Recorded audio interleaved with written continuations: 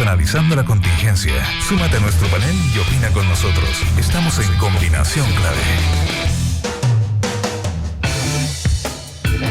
Almuerzo ejecutivo en el CIT de Sheraton Santiago de lunes a viernes de 12:30 a 15:30 horas. Quiebre la jornada y venga a darse un verdadero gusto con un menú ejecutivo de 3 tiempos con bebidas de refill sin límite y a solo 17.500 pesos por persona. Todos los días algo diferente para disfrutar. Almuerzo ejecutivo en el CIT de Sheraton Santiago.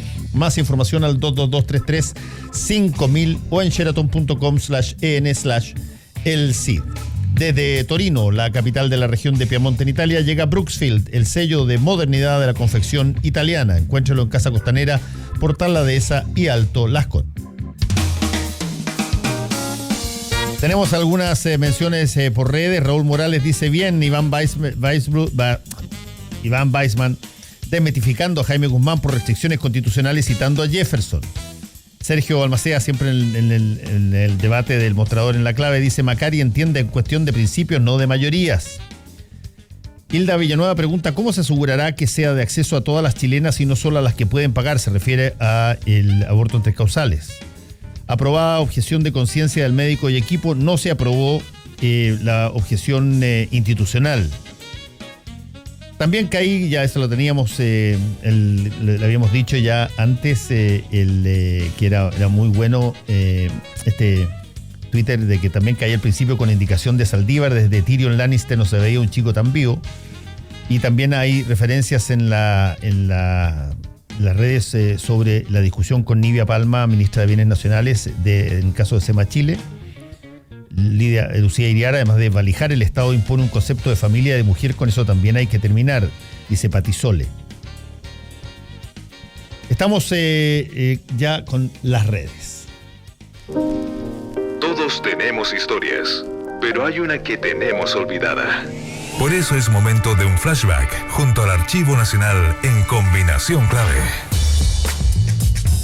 En nuestro segmento sobre la Dirección de Bibliotecas, Archivos y Museos del Patrimonio de Chile, el Archivo Nacional, tenemos acá en el estudio a Julio Retamal Ávila, licenciado en Historia de la Universidad de Chile, candidato a doctor de la Universidad de Castilla en La Mancha, España, periodista además de la Universidad de Santiago, egresado de Derecho también de la Universidad Católica de Chile, y quien ha trabajado muchísimo el tema ya que estamos tan cercanos con los problemas que tenemos con Bolivia en torno a la Corte Internacional de la Haya y todo lo demás, ha hecho una mirada a esta República de Bolívar, el sueño bolivariano en su esplendor histórico, y cómo en 1810, por ejemplo, la corona española reconoce que Chile limita al norte con Perú, cómo se crea una relación conflictiva por la explotación económica del litoral, esta rivalidad histórica entre Bolivia y Chile, dónde parte, cómo se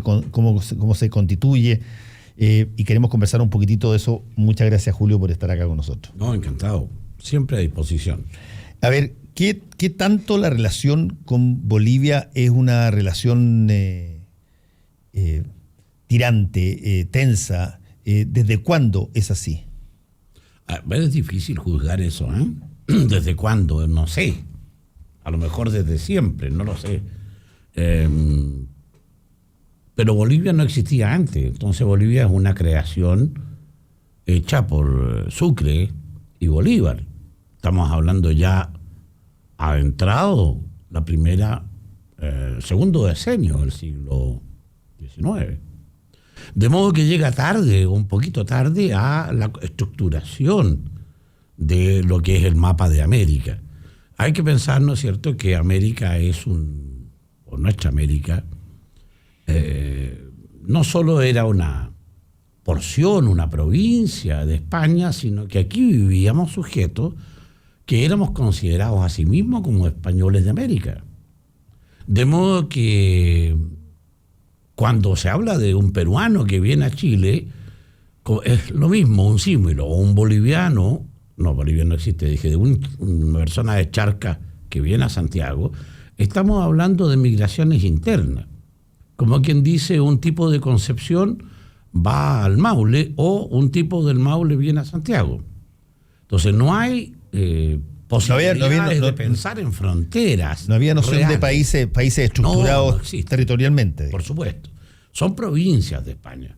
De modo entonces que así como se puede nombrar a Juan Pérez, oriundo de Valdivia, se le puede nombrar en el cargo de ministro de Estado, perfectamente es posible que ese ministro de Estado actúe como chileno que es. Y ayer era como español que era. Piensa que hay chilenos que cubrieron o fueron virreyes de Nápoles. Estoy hablando del siglo XVII. Algunos de ellos están representados en el cuadro de Velázquez. Entonces, ¿qué es lo que pasa? Que hay una interacción. De modo que decir que hay una rivalidad es un problema generado por los estados constituidos a partir de la emancipación. ¿Quién fue virrey de Nápoles? Ah, ¿te gustó el tema? Sí, me gustó el tema. Es un señor que se llama Francisco de Andía y Larrázaval. Fue virrey de Nápoles y está retratado en el cuadro de la rendición de Breda. ¿Y él, de las lanzas. ¿Y él es nacido dónde? En Chile, en Santiago. Está. No, pero no, ¿cómo te vas a estar inventando? Yo sabía que nosotros teníamos algo que debíamos reclamarle a los italianos, pero no sabía que era Nápoles. Bueno, entre otras cosas, ¿no? Hay muchas cosas que la gente... Lo que pasa es que en este país la gente ignora que Chile parte antes de 1810. Incluso los políticos se aventuran a señalar que Chile tiene 200 años. Lo cual vuelve a pensarse en el error y en el horror, según palabras de Michel Bachelet, ¿no? Usando la palabra horror para la relación con los araucanos. ¿De quién? ¿De los chilenos o de la República? Porque la República es una cosa y Chile es otra. Chile nace mucho antes, incluso que Valdivia. Chile nace antes de 1541. Ahora, pero cuando estamos conversando con Julio Retamal Ávila, licenciado en Historia. Julio, cuando tú estás hablando de Chile, ¿nos estamos refiriendo a qué? Porque el nombre Chile uno necesariamente lo asigna a un territorio determinado. Por supuesto. ¿Tenía ese nombre en esa época también? Desde 1540, antes de 1535, Almagro viene a Chile.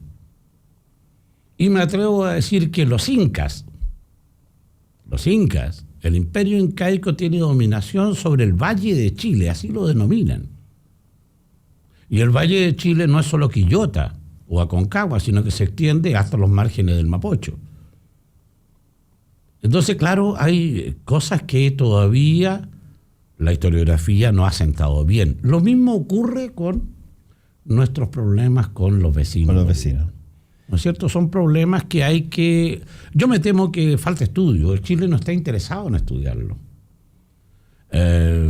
Hace mucho tiempo, el antiguo Estado chileno, ese que le dijo a José Toribio Medina, mire, usted va a ser cónsul honorario en Sevilla para rescatar lo que haya de Chile, y ahí tienes tú una maravillosa colección de documentos, la colección de documentos inéditos para la historia de Chile, traído por Medina desde Sevilla, copiado a mano.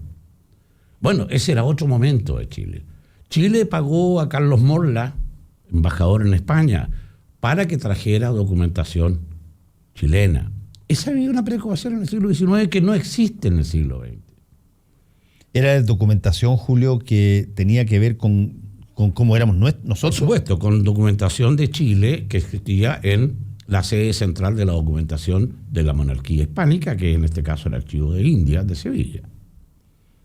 Muy interesante. Tú mencionaste a Bolivia como Charcas, dijiste. Así es, la audiencia de Charcas. A ver, es interesante porque Bolivia se constituye, es verdad, tardíamente, ¿no? Por supuesto. Después de Perú, después de Chile, después de Argentina. Absolutamente. Como república, me dice. Como república, claro, como república, sí. Mira, el problema de Bolivia es, digamos, hacia 1552 ya está fundada la audiencia de Charcas. ¿Qué es una audiencia? Una audiencia es un territorio jurisdiccional. La audiencia es como, digámoslo así, una corte de apelaciones de hoy día. Entonces, esa audiencia tiene jurisdicción o hace justicia en un territorio determinado. Y en este caso, esa audiencia primitivamente depende del virreinato del Perú. Posteriormente, la audiencia cobra una relativa emancipación respecto del virreinato del Perú, pero a finales del siglo XVIII la audiencia de Charca pasa a poder del virreinato del Río de la Plata. Y cuando se emancipa el Río de la Plata, ¿no es cierto?, y se crea la República, la Provincia Unida del Río de la Plata, Charcas es asumida, invadida por el virrey del Perú, Abascal, que la retoma para Perú. Y sobre ello entra posteriormente Bolívar y le ordena a Sucre la fundación de Agua y Sucre le da el nombre de Bolívar. Es uno de los últimos rincones del cono sur de América que se independiza. En esa emancipación, Sucre se da cuenta que, antes, un antecedente previo, cuando es fundada la audiencia de Charca, la audiencia de Charca tiene por parte del rey un permiso de paso, sin necesidad de mostrar antecedentes de ningún tipo, hacia el puerto de Arica, para embarcar productos y todo lo demás. Cuando nace Bolívar, así se llamaba la República de Bolívar, cuando nace aquello, Sucre se da cuenta que no tiene mar. No tiene salida al Pacífico ni al Atlántico. Entonces intenta negociar con Perú para que Perú le ceda el puerto de Arica. Curiosamente, gobernaba el Perú en ese minuto Andrés Santa Cruz, nacido en Chuquisaca, es decir, en Bolivia, y se lo negó a Sucre. Con posterioridad, ¿no es cierto?, lo propio hace Santa Cruz respecto de, cuando ocupa el gobierno de Bolivia, de pedir una salida al mar por Arica. Otra vez se lo niega a Perú. En medio de aquello, se manda a hacer un recorrido, un censo, entre comillas, sobre el desierto de Atacama, sobre la costa de Atacama. Y claro, en medio de todas las 40, 20, 30, 50 personas que encuentran, hay uno que dice que viene del altiplano. Respuesta de los censistas: este es boliviano. Y a partir de allí se declaran ellos virtualmente con posesión en la costa de Atacama. Eso es a partir de un censo. De un censo que, por supuesto, no tiene por qué ser una... Pero tú pones y hay una fecha que a mí me sorprendió en alguna de las cosas que tú estás investigando, que se señala que en 1810, o sea, cuando nosotros nos independizamos, la corona española reconoce que Chile limita al norte con Perú. Sí, pero eso es un problema. Lo que pasa es lo siguiente: lo que pasa es que la corona española tiene leyes, ¿no? Entre otras, la recopilación de leyes de India. Entonces, cuando delimita al Perú, dice que limita al sur con la Capitanía General de Chile. ¿Y dónde está ese límite? En el río Loa, lo dice expresamente. De modo entonces que tenemos el antecedente. Lo que pasa es que ¿cuándo entra entonces Bolivia dueña de Antofagasta y todo eso? No, si no, nunca fue dueña de Antofagasta. O de ese sector. Ahora, pero es que eso hay que decirlo, porque cobija, ¿no es cierto?, que fue un puerto. Chile reclamó aquella situación. Y finalmente, antes, como antecedente previo a la guerra, Chile llega a un acuerdo con Bolivia en torno a que, muy bien, tenemos problema aquí, dejémoslo, delimitémoslo posteriormente. Usted no le suba los impuestos a el salitre de oficinas de propiedad chilena y mantenga la administración de la zona. La administración, no la soberanía. ¿Y qué es lo que ocurre? Que ese tratado, a instancia de Perú, Bolivia, por la vía del general Daza, va a aumentar los impuestos. Hay una carta rescatada de entre los papeles de un enviado peruano a Bolivia, de un embajador, donde le cuentan cuál es la negociación. El Perú ya ha nacionalizado su salitre. El salitre que era inglés, alemán, propiedad, el Perú lo ha nacionalizado y está pagando aquello con bonos de la tesorería peruana. Pero el Perú quiere tener el monopolio del salitre. Entonces le dice a Bolivia, sube los impuestos. Si hay problemas, yo te defiendo. Eso está clarísimo como el agua. ¿Y por qué tenían que estar los bolivianos administrando algo que se suponía que estaba en territorio nuestro? Porque Chile concede el derecho de que haya que estudiar a quién pertenece. Tampoco Chile tiene claro cuáles son sus limitaciones. Es decir, en esta cuestión no hay, ya te dije, los límites son de dudosa inteligencia. Bueno, y eso es lo que ocurre cuando Bolivia sube los impuestos. Chile entra con sus barcos a tomar posesión de lo que cree él que le corresponde. Ese es el problema, el origen, digamos, de la guerra. Pero es un problema obviamente económico, sin duda. En el caso de la constitución de Bolivia, desde esta audiencia de Charca a lo que se conoce como Bolivia, no se expande solamente para el lado de acá, digamos, no se construye solamente, también lo hace hacia el lado de Paraguay o hacia el lado de Brasil. No, con ellos tiene guerra después. Sí, la guerra del Chaco, digamos. Claro, y no reclama nada respecto de ello.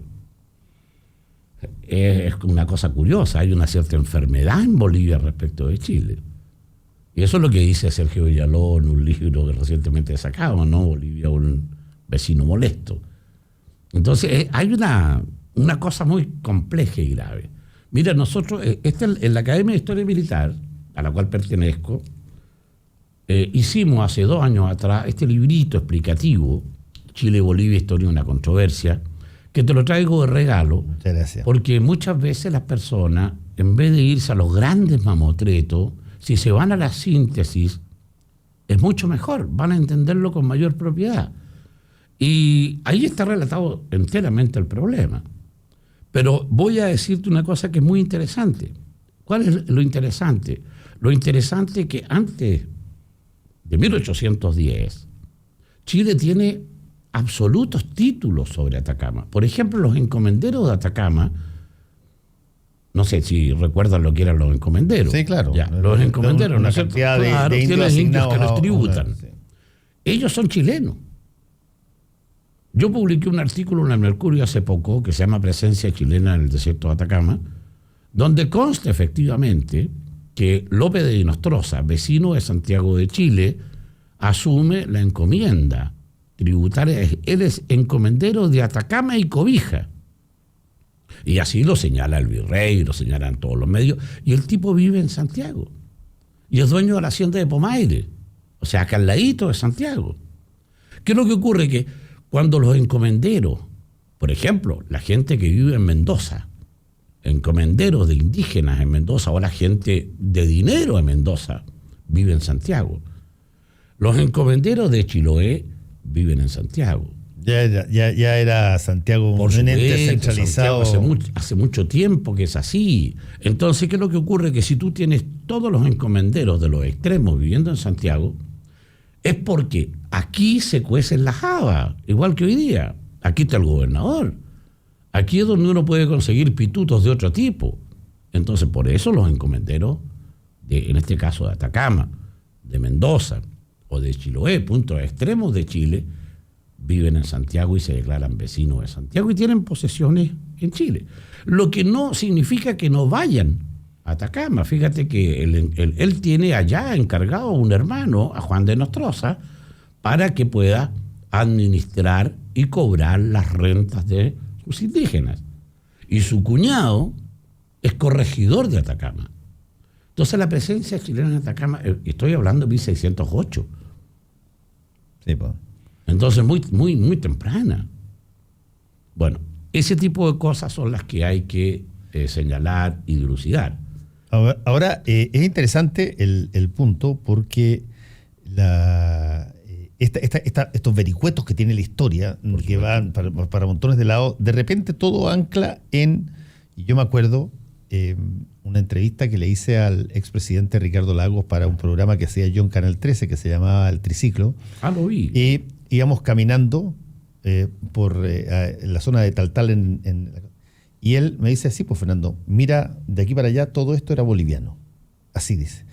Cosa que Bolivia Lo toma. Esto corta el segmento y dice, reconoce Ricardo Lagos que esto era boliviano.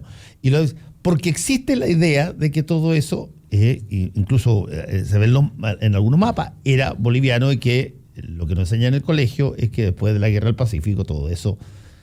bueno, ese es un error. Asumido. Ese es un error. Un error que Chile, académicamente Chile lo tiene resuelto hace muchos años. Académicamente no hay ningún historiador que pueda decir con certeza que eso era boliviano. Hemos aportado antecedentes en los últimos tiempos. Por ejemplo, sabíamos que Francisco de Aguirre, el inmortal Francisco de Aguirre, y digo inmortal porque ha sido fundador de millones de familias, ¿no? Sabes tú que Aguirre tuvo 100 hijos. 100 hijos. Sí, señor. Entonces, un geniarca fantástico. Menos mal que en esa época no había pensión alimenticia. Bueno, por suerte. Por suerte, además no se casaba, era un tipo simpático. Bueno, Aguirre fue encomendero de Morro Moreno, en el desierto de Atacama. Y yo he descubierto la asignación a López de Nostroza en 1608 de Cobija, concretamente Cobija. Lo mismo que los bolivianos reclaman. Cobija, ¿dónde está hoy día Cobija? Cobija. No hay otro Cobija que es. El virrey Marqués de Guadalcázar le señala al rey que Atacama, pone las dimensiones de Atacama, que no las voy a repetir aquí, dice está dividido en dos, Atacama la baja y la alta, y en la baja el encomendero es López de Nostroza, nuestro chileno. Entonces es muy interesante. Y dice además que es encomendero de 40 indígenas que están en Cobija, pescadores. Entonces muy, muy interesante, porque estas cosas son las que uno tiene que ir afilando, independientemente que cuando éramos españoles todos, la tierra era del rey. Pero independientemente de eso, ¿no es cierto?, en el Congreso Americano celebrado en Lima, los países declararon como límites los existentes en 1810. El último Sideti fijado es el de 1810. Sideti, y en ese momento, ¿Sideti qué es lo que es Sideti? Posesión útil. Posesión ya. Entonces, al declarar eso, tú lo retrotraes todo a 1810 y jurídicamente Perú limita con Chile en el río Ló. Eso es lo que tenemos, una de las bases fundamentales. Ahora, para terminar, ¿cuántos de estos argumentos que estamos conversando están incluidos en los argumentos que se presentan, por ejemplo, en las Cortes Internacionales? No lo sé, porque yo tengo la impresión de que los alegatos han sido fundamentalmente jurídicos. También creo, lo mismo. Y no han sido históricos. Lamentablemente los hechos históricos han sido abandonados. Lo abandonamos con el Perú, por ejemplo, en la reclamación de las millas náuticas peruanas.